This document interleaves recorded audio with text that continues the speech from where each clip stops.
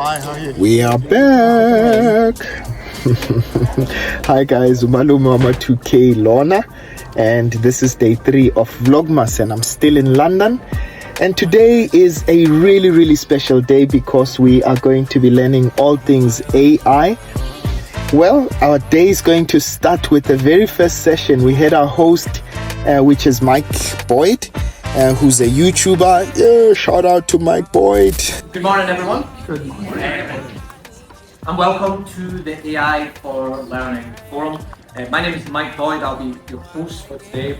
It's fantastic. It's such a turnout today. I was lucky enough to socialise with many of you last night. There are an extremely diverse range of people here, educators, researchers, technologists and students. All of us are united by a shared curiosity on how AI can help us learn. Well, firstly, I'd like to note that I'm not claiming that any of these skills that I've learned I've mastered, except the umbrella. Actually, I'm quite good at that. Shout out to Mike Boyd, a fellow YouTuber. And he's infamous for learning new things and just learning new things. And if you check out his channel, he's always trying to push himself to get to learn something new, a new skill, and which I resonate with. It's something that I really do encourage everyone to do. And he gave us a challenge, and in his challenge, he wanted us to split an apple. He was teaching us how to split an apple, and your uncle wouldn't miss an opportunity. And guys, I represented you well. I was able to do that challenge, and I did it successfully. I learned how to split an apple with my bare hands. Who's the strong uncle now? Yes. Okay, so in my experience with this, I've never had a man successfully do this. I've never had a man successfully do this. So the back part of your hand goes where the stem is. Yeah, like that. Oh, okay. Yep, so that way there. Good, right, let's just start ripping apples. Wait, and then And I find it easier to put it on my knee and just really chow down on it. And somebody's going to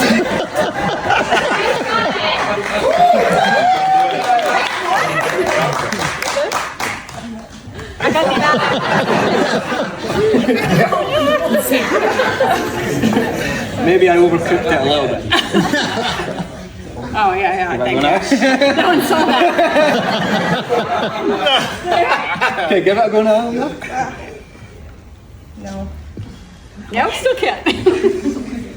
Okay, so what we're trying to do is we're getting the fat part, this part of our thumb here, and we're sticking it in the sort of groove where the stem comes in. With our fingers, we're putting that where the bottom of the apple is. We're putting it on our knee, and we're splitting down the middle like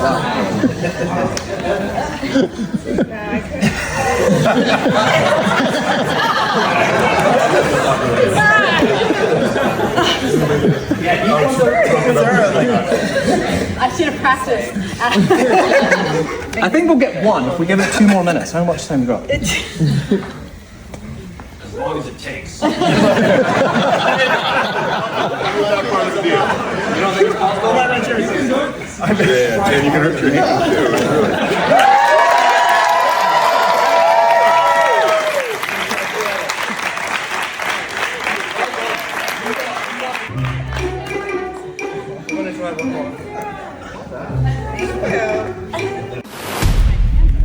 Yeah, it's pretty sore.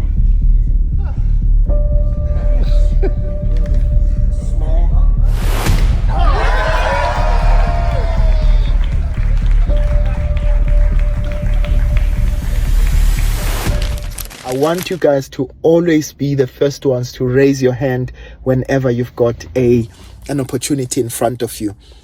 Then let's get into the day. So we started with our first round of talks, which were from Ben Gnomes, from James Manyika and Laila Ibrahim. All of these are Google execs. Ben Gnomes, Gomes rather, is a chief technologist at Google, and he really brought it closer to home why the conference was there. My name is Ben Gomes. I lead our learning and sustainability at work at Google, and I've been at Google a very long time, 26 years. And for much of that time, I worked on search, which was meant to be the ultimate answer engine. But today, I don't have that many answers. I have more questions than answers. I really did like the fact that, you know, the session rather about the students that were presenting about AI. There was even a 10-year-old guy. Guys, how impressive is that? Hello everyone, welcome to our session. I think this will be the most interesting conversation of the day. Don't tell Demis I said that. But it is an absolute pleasure to be here, and I couldn't be more thrilled because as AI continues to accelerate, I think it's just as important that we hear from the students and the people who are using it. Just to spend time with the student, we took away from our learning as well as the other students' learning. And so now with AI, later that year, we were able to just have instant translation between languages so that that student could get the information that she needed and we could get the same information that we needed in our own language. And so we could both have an equally high-level education and have the same focus from the teacher that every student should have. Secure to use. We need to make sure that everyone is safe and they do feel like they can use it safely and securely. But I believe AI should not ever replace human thinking and our critical thinking and our intelligence for learning. And I don't think it should ever hinder our creativity and curiosity. The curiosity to get the answers, to try to find out where things come from, to try to find out which one is actually the best answer, or to try to get all of the answers and put them into one answer. It should never hinder this, it should never take away our curiosity to get away, to find out the answer. This is the generation that has grown up with technology around them. They are using technology on a daily basis, and it was good to really find out what it is that they have come to learn about technology and how do they think technology impacts the world. And then we had Sir Tony Blair, who's really been a champion. He's a former UK Prime Minister. He's a champion for sustainability and innovation, and it's good to see that there are responsible leaders out there that are doing the most in terms of technology, and I really enjoyed his session. When I failed my physics O-level, which I did, the teacher said it was the worst paper he'd seen in 30 years of teaching. You know, it's interesting because the reason for it was that I couldn't understand the concepts. And I actually do believe that if I went back to it today and I had my own little tutor just learning with me or teaching me to learn at the right pace, I could probably master it. And I've always regretted it because I'm actually really interested in science. Then we moved to another round. After all the talks were done, I then got an opportunity to interview Julia Wiloski. To nature and to their academic subjects has been a through line throughout my career. So one of our learning science principles that we've standardized in is active learning. And another. Before joining Google, she trained astronaut at NASA, which is, you know, the space agency, and really had depth of insight in terms of learning. She's now a team lead at Google, and she's within the pedagogy and learning sciences space. So that experience teaching students from very impoverished communities, teaching them in a hands-on way, helping them connect to nature and to their academic subjects has been a through line throughout my career. So one of our learning science principles that we've standardized in is active learning. And another one is motivation and curiosity. So when we work with the product teams, I really try to bring active learning and motivation and curiosity into every single learning experience that we create. So if someone is coming to us in Gemini and wants to go deeper on their homework, or maybe they missed class yesterday and they want to learn more about what they missed, we try to not just give them an answer or give them a bunch of text. We try to engage them in a conversation and again, try to connect it to their real life. Sure. I'm not sure if that fully answers your question. That does answer the question. And I just want to know, how then do you decide? What's the process of you deciding? Because I understand there's a lot of experimentation going on at the moment. How do you then decide which model, which one do you go with and which one is, discarded in the process? So, as you keep developing, how do you then decide, okay, this is the one that we're going to go with, as opposed to the ones that you then, throw out the window? Yes, I can tell you about the experience working on guided learning, Sure. which is one of the features within Gemini. You can opt into a more pedagogical conversation. Sure. And we went through a number of iterations Yeah. of the system instructions. Sure. So the system instructions dictate or guide the model in how it should behave. So we have a very rigorous evaluation process. So first we would send this system instructions to students, have them play with it and get their feedback. Was this the way that you would want to interact with a teacher or an AI tool? Is this helpful for your own learning? And is it better than interacting with based Gemini? But then we also sent those conversations then to teachers. And we said, okay, teachers, is this how you would want a student interacting with the tool? And so we have developed a rubric, not just which one is better, but which one inspired more active learning, which one managed cognitive load better, which one might help you deepen your metacognition or thinking about thinking. And so we have a rubric of these metrics. So that was a two-pronged approach. So student feedback and then teacher evaluation. I see.